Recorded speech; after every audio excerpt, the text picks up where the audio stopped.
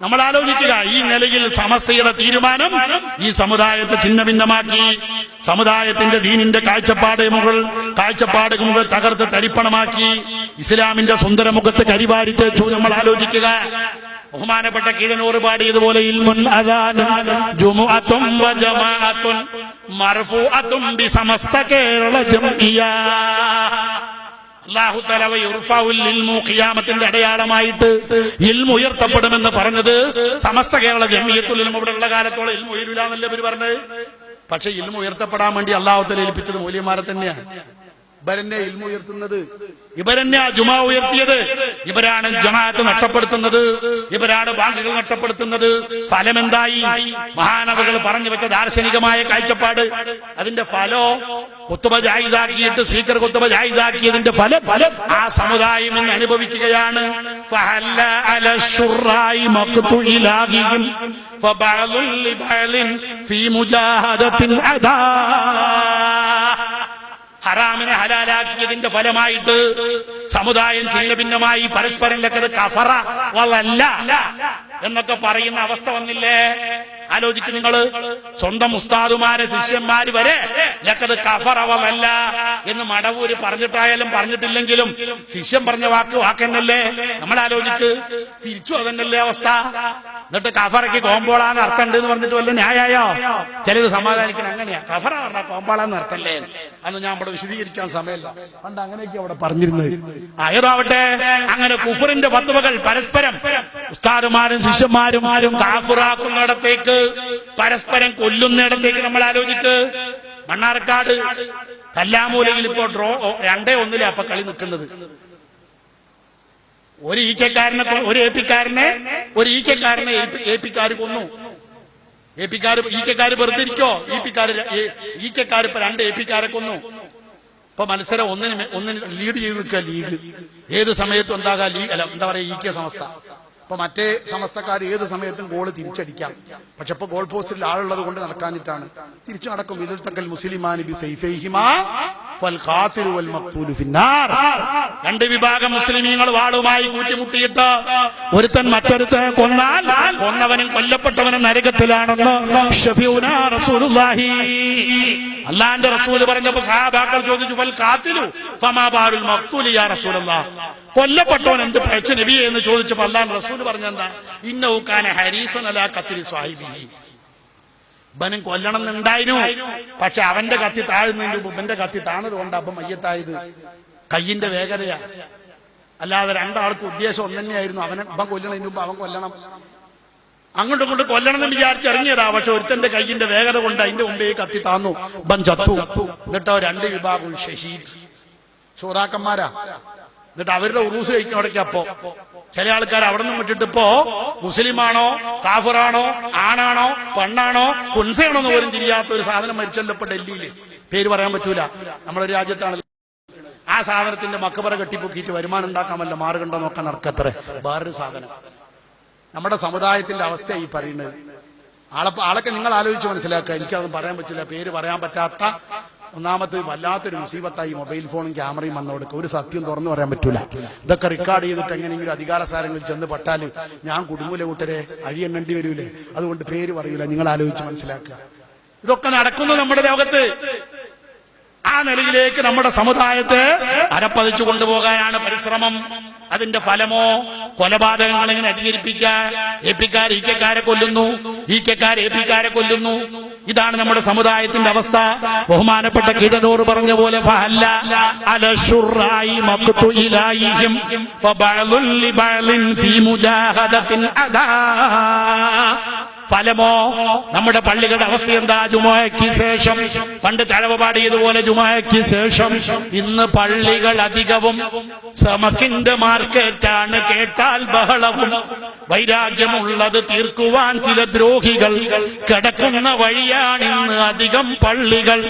കല്യാണത്തിനവൻ ആദ്യമെന്താ എന്നെ വിളിക്കാഞ്ഞതെന്നാണ് ഉള്ളിലുള്ളത് പൊന്നെ.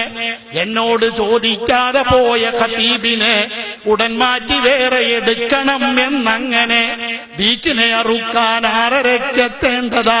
ഞാൻ തന്നെ നേരിട്ടന്ന് കണ്ട് പറഞ്ഞതാ. എന്നിട്ട് പോലും 7-നാണ് അവൻ വന്നത്. അതുകൊണ്ട് മൊയ്തീനല്ല വാളെടുക്കേണ്ടത്. കുഴപ്പങ്ങളുണ്ടാക്കിച്ച് ജുമുഅ മുടക്കണം. കമ്മിറ്റി അംഗങ്ങൾക്ക് പിന്തുണ നീങ്ങണം. പങ്കില്ല ഞാനതിലൊന്നുമെന്ന ഭാവമിൽ. അവനാണ് റൂട്ട് തെളിച്ച ശൈത്വാൻ സത്യമിൽ. പള്ളികളുടെ അവസ്ഥ എന്നതായില്ലേ? അതാ കീഴനൂർ പണ്ടേ പറഞ്ഞത്, അള്ളാന്റെ ശാപം സ്പീക്കർ ഹലാലാക്കിയവരുടെ മേലിൽ ഇറങ്ങി. അതിന്റെ ഫലം അവർക്ക് അനുഭവിക്കുന്നത്. തഴവയെ പോലുള്ള ദീർഘദൃഷ്ടിയുള്ള ഉലമാക്കൾക്ക് സംസ്ഥാനന്റെ മസേലയല്ല. ബഹുമാനപ്പെട്ട തഴവ സംസ്ഥാനമാണെന്ന് ആർക്കെങ്കിലും വാദമുണ്ടോ? അള്ളാഹുവിനെ പേടിച്ച് ജീവിച്ച, ഒരു കറാഹത്ത് പോലും പ്രവർത്തിക്കാതെ ജീവിച്ച, അള്ളാഹുവിന്റെ പൊരുത്തത്തിലായി ജീവിച്ച, തന്നെ കടിച്ചതിന്റെ പേരിൽ മൂട്ട, അദ്ദേഹത്തിന്റെ ഒരു അനുഭവം, അദ്ദേഹത്തെ ഹിദ്മത്ത് ചെയ്ത ഒരാൾ പറഞ്ഞൊരു അനുഭവം എന്റെ മുമ്പിലുണ്ട്.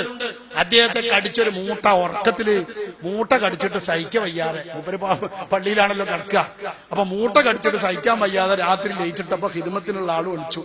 അങ്ങനെ മൂട്ടയെ ജീവനോടുകൂടെ പിടികൂടി. അതിൽ പിടിച്ച ആള് കൊല്ലാൻ ഒരുങ്ങിയപ്പോ പറഞ്ഞു, കൊല്ലണ്ട, അതിനെ കൊന്നാലും എന്നെ കടിച്ച ശത്രുതയുടെ പേരിൽ ഞാൻ ആ ജീവിനെ കൊന്നു എന്നല്ലേ വരിക, അതിനെ കൊണ്ടുപോയി പുറത്ത് വിട്ടളാം, കൊല്ലണ്ടെന്ന് പറഞ്ഞ മഹാനായ തഴവ. നമ്മൾ ആലോചിക്കുക, അങ്ങനത്തെ അത്രമാത്രം സൂക്ഷ്മതയുള്ള മഹാൻ എന്തായിരുന്നു ഇപ്പോഴുടെ അവസ്ഥ? മരിക്കുന്നതിന് മുമ്പ് തന്നെ തന്റെ വീടിനോട് ചേർന്ന് പള്ളി ഉണ്ടാക്കിയിട്ട് ജുമാഅത്ത് പള്ളിക്ക് മുമ്പിൽ കബർ കുത്തിയിട്ടിട്ട് ആ കബറിന്റെ അടുത്ത് പോയിരുന്ന് ഖുർആൻ ഓതിയിട്ട് കബറിൽ കിടക്കേണ്ട കാര്യം ആലോചിച്ച് തന്റെ കബറിലേക്ക് നോക്കിയിരുന്ന് കരഞ്ഞുകൊണ്ട് ജീവിച്ച് കരഞ്ഞ് മരിച്ച മഹാനായ തഴവ. അല്ലാഹു തആല അദ്ദേഹത്തോടു കൂടെ നമ്മയും സ്വർഗ്ഗലോകത്ത് ഒരുമിച്ച് കൂട്ടുമാറാവട്ടെ. അദ്ദേഹം സംസ്ഥാനക്കാരനല്ല. നോക്കൂ നിങ്ങള്, അദ്ദേഹം മരിച്ച അന്നത്തെ ചന്ദ്രിക പത്രം വാർത്ത, അദ്ദേഹത്തിന്റെ മരണ വാർത്ത റിപ്പോർട്ട് ചെയ്ത ചന്ദ്രിക പത്രമാണ് ഈ പത്രം. തഴവ മുഹമ്മദ് കുഞ്ഞു മൗലവി മരിച്ച ദിവസത്തെ വാർത്ത, തഴവ മുഹമ്മദ് കുഞ്ഞു മൗലവി ചന്ദ്രിക. അങ്ങനെ അദ്ദേഹത്തെ പറ്റി പറഞ്ഞു വന്നിട്ട് അദ്ദേഹം പറയാ, ചന്ദ്രിക പത്രം പറയാ, തഴവ മുസ്ലിം ജമാഅത്തിന്റെ സ്ഥാപകനായ മൗലവി സാഹിബ് അദ്ദേഹത്തിന്റെ പള്ളിയിൽ ഉച്ചഭാഷിണി സ്ഥാപിച്ചിരുന്നില്ല. പകരം ഓരോ നമസ്കാരത്തിനും സമയമാകുമ്പോൾ സൈറൻ മുഴക്കുകയായിരുന്നു. ബാങ്ക് മൈക്കിൽ കൊടുത്തിരുന്നില്ല. എന്നിട്ട് ഈ ചന്ദ്രികക്കാരന്റെ ഒരു ഇബാറത്തുണ്ട്, ചന്ദ്രികക്കാരന്റെ ഇൽമ് പ്രകടിപ്പിക്കുകയാണ്. കേരളത്തിൽ മറ്റൊരിടത്തും ഈ രീതി അവലംബിച്ചിരുന്നില്ല. ഞാൻ നേരത്തെ പറഞ്ഞ ജഹലുമുറക്കവിന് മരുന്നില്ലല്ലോ. അപ്പൊ ഏതായാലും ചന്ദ്രിക പത്രം റിപ്പോർട്ട് ചെയ്യുന്നു, ലോകത്ത് എവിടെ ഉണ്ടാവട്ടെ ഉണ്ടാകാതിരിക്കട്ടെ, തഴവ മുഹമ്മദ് കുഞ്ഞു മൗലവി അദ്ദേഹം സ്ഥാപിച്ച പള്ളിയിൽ ബാങ്ക് കൊടുക്കാൻ പോലും മൈക്ക് സെറ്റ് കടത്താൻ അനുവദിക്കുമായിരുന്നില്ല. പകരം സൈറൺ മുഴക്കും. അപ്പൊ ആളുകൾക്ക് മനസ്സിലാകും, സമയമായി എന്നറിയാൻ അത് പറ്റും.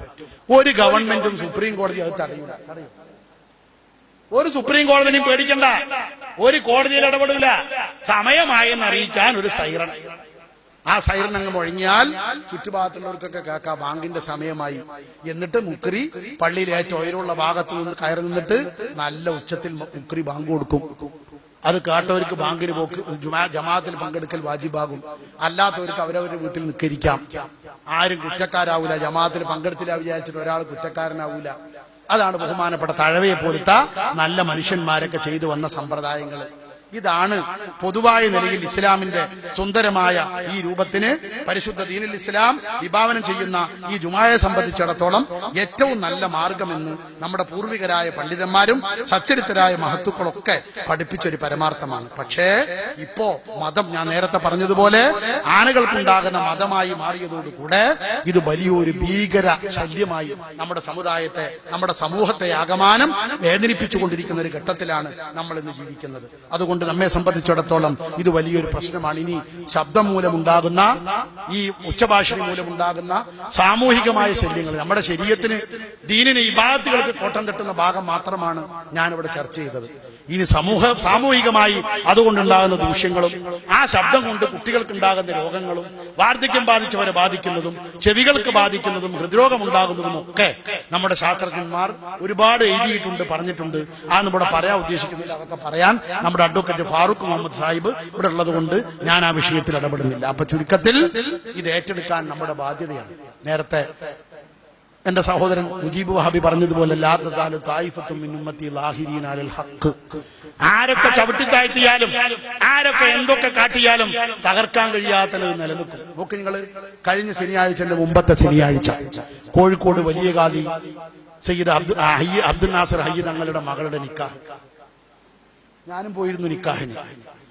നിക്കാഹിന്റെ സമയമാകുന്നതിന്റെ ഒരു 10-15 മിനിറ്റുകൾക്ക് മുമ്പ് തൊട്ടടുത്ത് തന്നെയാണ്, അല്പം ഒരു 100 മീറ്റർ അപ്പുറത്താണ് ഖാദിയുടെ വീട്, പള്ളിന്റെ തൊട്ടപ്പുറത്ത്. ചെറുചേരി സൈനുദ്ദീൻ മുസ്ലിയാരും ഹൈദരലി ശിഹാബ് തങ്ങളും ഒക്കെ തങ്ങളുടെ വീട്ടിലെത്തി നോക്കുമ്പോൾ വർത്താനം പറയാൻ അവർക്ക് പറ്റണില്ല. കാരണം തൊട്ട പള്ളി, ഈ പള്ളിയിൽ നിന്ന് 8-10 കാളം കെട്ടിയിട്ട് വലിയ ശബ്ദത്തിൽ സുബ്ഹാനല്ലാഹി വബിഹംദിഹി എല്ലിയിട്ട് ആകെ ശബ്ദമുഖരിതമായിരിക്കും അന്തരീക്ഷം. ആളുകൾക്ക് കല്യാണ വീട്ടിൽ വരുന്നവർക്കൊന്ന് വർത്താനം പറയാൻ പോലും പറ്റാത്ത അവസ്ഥ. ഏതായാലും നിക്കാഹിന് അവിടെ ചെന്നു. ആ പള്ളിയിൽ വെച്ചിട്ട് തന്നെ നിക്കാഹ്, മഗ്‌രിബ് കഴിഞ്ഞിട്ട് നിക്കാഹാണ്. നിക്കാഹിന് എല്ലാവരും ചെന്നു. അങ്ങനെ നിക്കാഹിന് ചെന്നിരുന്നപ്പോ ഏതായാലും നമുക്ക് ഉറപ്പന്നെയാണ് അവിടെ സ്പീക്കർ വെച്ചിട്ട് നിക്കാഹ് നടത്തുക അല്ലെ, ഒരു തടസ്സം അതിന് കാണുന്നില്ല. ഏതായാലും നമ്മുടെ പ്രസിഡന്റ് അവിടെ ഉണ്ടായിരുന്നു. അപ്പോൾ പ്രസിഡന്റ് ഞാൻ നമ്മുടെ കയ്യൂമ തങ്ങളോടും മറ്റൊക്കെ പറഞ്ഞു, അവിടെ ആ ചരിവില് ഒരു മൂലക്കുണ്ട് നമ്മുടെ പ്രസിഡന്റ്. മൂപ്പർക്ക് ഇപ്പോൾ ഓട്ടത്തിൽപ്പെടാനും വലിയ താല്പര്യമൊന്നും ഉണ്ടാവില്ലല്ലോ. മൂപ്പര് ആ മൂലക്കുണ്ട്, എങ്ങനെയും ഒന്ന് പിടിച്ചങ്ങോട്ട് എത്തിക്കണം പറഞ്ഞു.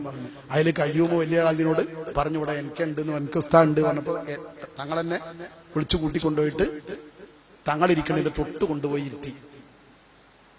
അതോടുകൂടെ വമ്പിച്ച ജനക്കൂട്ടുണ്ട്. അതോടുകൂടെ മൈക്കസനുകളുടെ ഓഫായി. കൊത്തുബയ്ക്കുമില്ല, നിക്കാഹിനുമില്ല, ദുആക്കുമില്ല. ആ സാധനം ഉപയോഗിച്ചില്ല. സമസ്തയുടെ എല്ലാ നേതാക്കന്മാരും അവിടെ ഉണ്ട്. എല്ലാരും ഉണ്ടെങ്കിലും മൻ ഖാഫല്ലാഹ ഖാഫഹു കുല്ലു ഷൈ. സ്പീക്കർ അലാലാക്കികൾ മുഴുവൻ ഒരുമിച്ച് കൂടിയാലും അള്ളാഹുവിനെ പേടിക്കുന്ന ഒരു ആലിം അവിടെ ഉണ്ടെങ്കിൽ, നമ്മുടെ പ്രസിഡന്റ് ഉണ്ടെങ്കിൽ പിന്നെന്താ അവിടെ വലിപ്പം? പിന്നെ ആ യന്ത്രത്തിന് അവിടെ ശബ്ദമല്ല, കൊത്തുബ അതിലോതിയില്ല, നിക്കാഹ് പറയാനതില്ല, ദ്വാരക്കാൻ ആ യന്ത്രം ഉപയോഗിച്ചില്ല. അതില്ലാതെ തന്നെ ദ്വാരുന്നു. ആളുകൾക്കൊക്കെ ഇടയിൽ സംസാരം, എന്താ മൈക്കില്ലേ. അപ്പൊ തങ്ങളുടെ ആഹ്വാനം സുബ്ഹാനല്ലാഹ് ചെല്ലണതിന് തടസ്സമായില്ല. പക്ഷെ എനിക്ക് എന്റെ സാന്നിധ്യം എന്തുകൊണ്ടോ എന്തായാലും അല്ലാഹു തആല ഇസ്സത്തുള്ള ആളുകളെ ഇസ്സത്ത് കൊണ്ട് തന്നെ സംരക്ഷിക്കും. അവിടെ നിക്കാഹ് നടന്നു. നിക്കാഹ് സമയത്ത് മൈക്ക് ഓഫാക്കപ്പെട്ടു. കൊത്തുബയ്ക്കും നിക്കാഹിനൊന്നും ആ മൈക്ക് ഉപയോഗിച്ചില്ല. ഞാനിതിന് പങ്കെടുത്തയാളാ. എന്റെ മൊബൈലിൽ ആ ഫോട്ടോകൾ മുഴുവൻ നിക്കാഹിന്റെ സമയത്ത് ഞാൻ ഫോട്ടോ എടുത്തിട്ടുണ്ട്. കാരണം ഇത് നമുക്ക് തെളിവാണല്ലോ. ഏതായാലും ഞാൻ പറഞ്ഞു വന്നത് ആ നിലയിൽ ലാ തസാലു ത്വായിഫത്തുൻ മിൻ ഉമ്മത്തി ലാഹിരീന അലൽ ഹഖ്. നമ്മുടെ ഉലമാക്കൾ സത്യം പറയുന്നവരാണ്, ഹക്കിന്റെ ആളുകളാണ്. ദുനിയാവിന് വേണ്ടി സത്യം വളച്ചൊടിക്കുന്നവരല്ല. അതുകൊണ്ട് തന്നെ അള്ളാഹുവിന്റെ സഹായം ഈ സമുദായത്തിന്റെ മേൽ, ഈ സംഘത്തിന്റെ മേൽ ഖിയാമത്ത് നാൾ വരെ ഉണ്ടാവും. അതിൽ യാതൊരു സംശയവുമില്ല. പക്ഷേ പരിശുദ്ധ ഖുർആൻ പറഞ്ഞതുപോലെ വലാകിന്ന അക്സറൻ നാസി ഹുമുൽ ഫാസിഖൂൻ. ബഹുഭൂരിഭാഗം തമ്മാടികളാണെന്ന ഖുർആന്റെ വചനം തെറ്റാൻ പാടില്ല. അതുകൊണ്ട് ഭൂരിഭാഗം അങ്ങനെ തന്നെ പോയിക്കോട്ടെ, നിങ്ങൾ തിരുത്തണ്ട. ഖുർആൻ തിരുത്തേണ്ടി വരൂലേ? അതുകൊണ്ട് ഖുർആനിൽ ഒരുപാട് പ്രാവശ്യം ആവർത്തിക്കുന്ന വാക്കാണത്. ഭൂരിഭാഗം എപ്പോഴും തമ്മാടികളെ ആവൂ, ഭൂരിഭാഗം ഹക്കിന്റെ ഒപ്പം കൂടൂല. അത് നമുക്ക് ഉറപ്പാ.